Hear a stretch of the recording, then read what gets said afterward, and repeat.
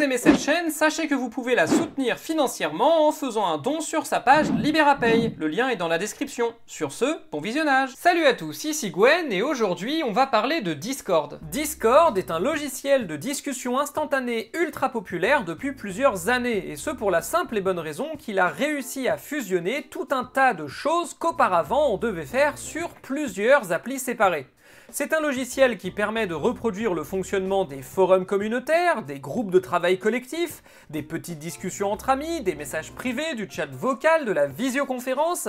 Enfin bref, Discord c'est un logiciel extrêmement puissant qui permet de faire énormément de choses et qui a pris la forme d'un véritable réseau social fort de plusieurs centaines de millions d'utilisateurs. Et par rapport aux autres gros réseaux sociaux comme Facebook, Instagram et X, Discord est peut-être l'un des moins pires. Disons que ça reste un gros réseau social géré par une entreprise capitaliste américaine, donc il y a de la collecte de données, même si elle est moins abondante qu'ailleurs, il y a de la pub, mais elle n'est pas spécialement intrusive, et accessoirement, Discord a toujours été assez flexible sur la modération, puisque cette dernière est assurée directement par les gens qui gèrent les serveurs chez eux, avec des règles de base qui permettent à l'entreprise de garantir que la loi des pays est respectée sur ses serveurs. Malgré tout, ce Discord qu'on est nombreux et nombreuses à bien aimer, il pourrait bien disparaître à brève échéance.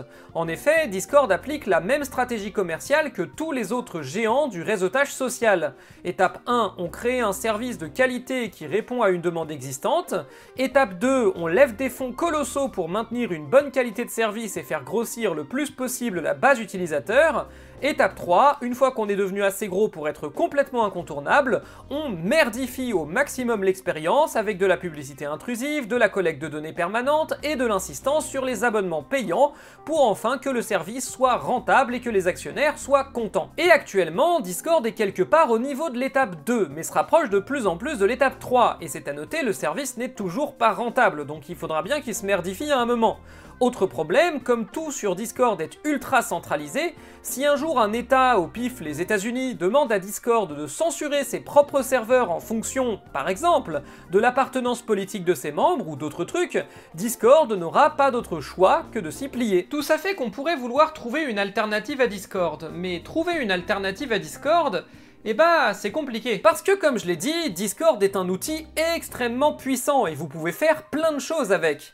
Vous voulez discuter avec un petit groupe de potes? Discord. Vous êtes une entreprise et vous voulez créer un espace de travail pour vos équipes? Discord. Vous avez une communauté que vous voulez gérer? Discord. Vous voulez créer un forum public pour discuter avec des dizaines d'autres personnes? Discord. Donc trouver une bonne alternative à Discord, ça implique soit de splitter toutes les possibilités qu'il offre entre plein de services différents, en d'autres termes revenir à l'avant Discord, soit de trouver un service qui soit aussi puissant ou quasi aussi puissant que Discord. Et ça, c'est une autre paire de manches. D'autant que l'objectif, c'est pas juste de remplacer Discord, c'est de trouver un logiciel qui remplace les usages de Discord tout en corrigeant les problèmes liés à son caractère centralisé. Un genre de Discord-like fédéré donc. Alors ça existe ou pas? Eh ben, oui et non. Entrons dans le vif du sujet avec l'alternative de Discord qui apparaît comme la plus évidente, Revolt. Revolt est un logiciel européen qui ne fait même pas semblant puisque c'est littéralement un clone open source de Discord. Pour rejoindre Revolt, il vous suffit de vous rendre sur leur site officiel ou de télécharger leur application et de vous créer un compte. Partant de là, Revolt fonctionne exactement comme Discord et possède des fonctionnalités assez comparables. Vous avez un index des serveurs Revolt disponibles, la possibilité de rajouter des bots, des rôles, du vocal, du textuel, bref, c'est quasi identique. Revolt a cependant deux soucis. Déjà, le premier, c'est que la communauté française de la plateforme, donc ça c'est pour nous, elle est pas super développée. À ma connaissance, il n'existe qu'un seul serveur et pour y avoir un peu traîné, je le trouve même pas ultra actif. Bon, après, ça, je vous dirais que ça dépend de nous, et vous pouvez créer de l'activité en reliant entre eux des serveurs Discord et Revolt, ça fonctionne. Le second problème, plus embêtant pour moi, c'est que Revolt est certes décentralisable, vous pouvez tout à fait mettre en place votre propre instance Revolt auto-hébergée et créer autant de serveurs que vous voulez, mais par contre, Revolt n'est pas fédéré. En d'autres termes, vous ne pouvez pas créer un compte sur votre instance Revolt et vous aventurer sur les serveurs d'autres instances. En bref, les instances Revolt fonctionnent en vase clos, donc l'intérêt d'auto-héberger son propre serveur chez soi devient finalement assez limité, je trouve. Et si vous voulez profiter de la fonction communautaire de Revolt, clairement, il faut être sur l'instance principale, ce qui fait de Revolt un réseau centralisé, ce qui, open source ou pas, vient avec toutes les inquiétudes que génère déjà Discord en matière de modèle économique. Aujourd'hui, Revolt se rémunère uniquement avec des dons, c'est tout à leur honneur, mais mettons qu'ils réussissent à devenir très populaires. Est-ce qu'il pourra maintenir ses propres serveurs juste avec des dons? Rien n'est moins sûr. D'ailleurs, dans un style comparable mais en davantage décentralisé, vous avez aussi Mattermost. Alors c'est plus une alternative à Slack que réellement à Discord, mais de fait ça permet quand même de répliquer une partie des usages de Discord, la discussion, les différents canaux, tout ça. Néanmoins, même souci que Revolt, Mattermost est décentralisé mais pas fédéré. Vous pouvez pas rejoindre les équipes Mattermost que vous voulez depuis l'instance Mattermost que vous voulez.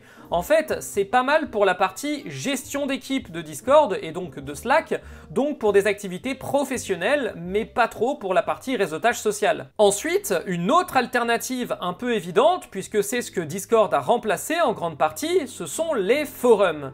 Les forums aujourd'hui, ça existe toujours, et il y en a tout un tas, d'autant plus que par rapport aux vieux forums des années 2000, il existe aujourd'hui des outils pour créer des forums beaucoup plus modernes, intégrant des éléments de réseautage social et de discussion instantanée même. La technologie la plus connue dans le domaine, ce serait Discourse, qui équipe un grand nombre de forums, notamment de support technique pour des logiciels libres.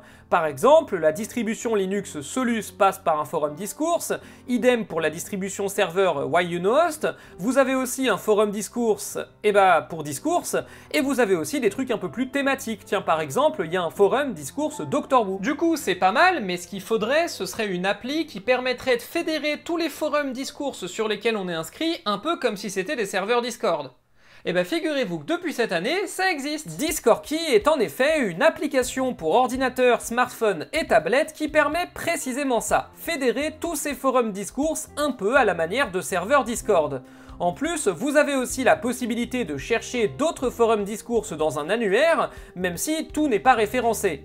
Bon, ça nécessite en revanche d'avoir un compte sur chaque forum, ça on n'y échappe pas, mais l'idée en elle-même est géniale. Alors maintenant, l'idée est géniale, la réalisation demande encore du taf, parce que c'est une création très récente et il y a des soucis. Par exemple, j'ai pas réussi à me connecter à mes forums, ça me met des messages d'erreur. Donc pour l'instant, je peux seulement les lire. Deux autres petits soucis, l'application n'est pas libre mais propriétaire, donc ça reste un peu opaque. Et en plus, au-delà de 3 forums ajoutés, elle nécessite un abonnement payant. Ce qui pourrait m'intéresser, d'autant qu'il coûte pas cher, sauf que j'aimerais avoir une appli qui marche correctement avant de payer quoi que ce soit. Donc de ce côté-là, affaire à suivre. Bon, et du coup, à ce stade, on n'a toujours pas trouvé ce qu'on cherchait, à savoir un service qui remplace tout ou partie des usages de Discord, tout en étant décentralisé et fédéré. Et ce service, a priori, il existe. Bon, il fonctionne pas tout à fait comme Discord, même assez loin en fait. En revanche, il est décentralisé, il est fédéré, et ce service... ce serait Matrix. Alors, histoire de pas me faire défoncer, on va parler des autres services de groupes de discussion instantanés quand même. Déjà, vous avez IRC, qui a l'avantage de ne pas nécessiter de compte, un nom d'utilisateur suffit et vous pouvez rejoindre l'une des nombreuses chatrooms. Oula oui, donc je disais, c'est un protocole qui est particulièrement utile pour le support des logiciels libres. Par exemple, pas mal de systèmes Linux pour débutants, comme Linux Mint ou le projet Debian Facile, vous donnent un accès direct à leur canal de discussion IRC, pour que vous puissiez facilement demander de l'aide si vous avez un problème.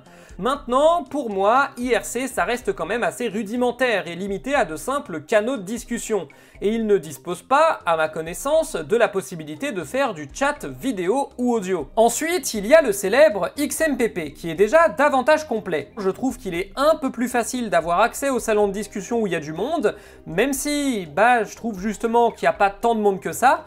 XMPP a l'avantage d'être assez vieux et éprouvé, il permet de gérer le texte, mais aussi le chat vocal et vidéo, il supporte le cryptage de bout en bout, donc de ce côté-là, il est vraiment bien, mais par contre, sa cellule de base, c'est le canal de discussion, et il n'est a priori pas encore possible de créer des groupes de salon à l'image d'un serveur Discord qui regroupe plein de canaux différents. Et du coup, on en vient à Matrix, un protocole géré par la Fondation Matrix qui essaye justement d'intégrer une certaine richesse de fonctionnalités. L'avantage de Matrix par rapport à XMPP, c'est qu'il permet de créer des espaces qui regroupent plusieurs canaux de discussion. Et vous pouvez aussi créer des sous-espaces à l'intérieur des espaces, de sorte à recréer, concrètement, les catégories d'un serveur Discord. La différence avec Discord, c'est que là où la cellule de base de Discord, c'est le serveur, la cellule de base de Matrix, c'est le canal de discussion. Donc là où sur Discord, vous avez un serveur à l'intérieur duquel vous avez des catégories et des canaux de discussion, sur Matrix, vous avez des canaux de discussion que vous pouvez regrouper dans des espaces, que vous pouvez eux-mêmes regrouper dans d'autres espaces. L'avantage, c'est notamment que vous pouvez créer vous-même vos propres espaces et y mettre les canaux de discussion que vous voulez. Et que sur un espace communautaire, par exemple, vous pouvez tout à fait ne rejoindre que les canaux qui vous intéressent et pas les autres. Tenez par exemple ce truc-là, papoté en français, c'est l'espace personnel que je me suis créé pour regrouper mes espaces francophones. Dedans, j'ai une liste de tous les espaces que je peux rejoindre ou que j'ai rejoints, et dans ces espaces, tous les canaux de discussion disponibles. Les similitudes avec Discord sont assez fortes, mais ça fonctionne quand même plutôt différemment. Matrix supporte le texte, mais aussi la voix et la vidéo, même si c'est encore en bêta et un peu balbutiant, surtout pour la vidéo, mais disons qu'au moins, c'est là, si vous en avez besoin. Ah, et en plus, Matrix étant libre et décentralisé, vous avez plein d'applis différentes qui permettent de le rejoindre selon ce que vous préférez. La plus connue, c'est Element, par exemple. Si vous vous foutez des espaces et que vous voulez juste des canaux de discussion textuels, il y a Fractal, qui est très bien. Si vous voulez quelque chose de plus discordesque, enfin, il y a Cini, qui, comme vous le voyez, ressemble beaucoup à Discord. Bon, maintenant, Matrix ne vient pas sans quelques problèmes. Déjà, les choses ne s'affichent pas toujours pareil d'un client à l'autre, et du coup, si vous faites quelque chose d'un peu complexe sur un client, genre créer des sous-espaces à des espaces, vérifiez bien que ça s'affiche pareil sur les autres clients, parce que parfois ce sera pas le cas. Aussi, même si c'est décentralisé et fédéré, la facilité d'accès est pas toujours la même d'une instance à l'autre. Donc si vous n'avez pas envie de vous embêter, créez-vous plutôt un compte sur l'instance principale, matrix.org, là vous pouvez être sûr et certain que ça va marcher sans souci. Et enfin, troisième problème, la recherche d'espace et de canaux de discussion est encore assez limitée, surtout par rapport à celle de Discord. Il y a bien ce site qui permet de chercher des canaux de discussion et qui m'a permis d'en trouver pas mal en français, et sinon je vous recommande la liste Underworld qui regroupe la majeure partie des canaux francophones publics. Ce que j'aime beaucoup avec Matrix enfin, et c'est pour ça que c'est ma recommandation, c'est que c'est celui qui pousse le plus ce côté réseau social de discussion instantanée, ce qui rend assez facile d'interagir avec d'autres personnes et de s'y investir davantage.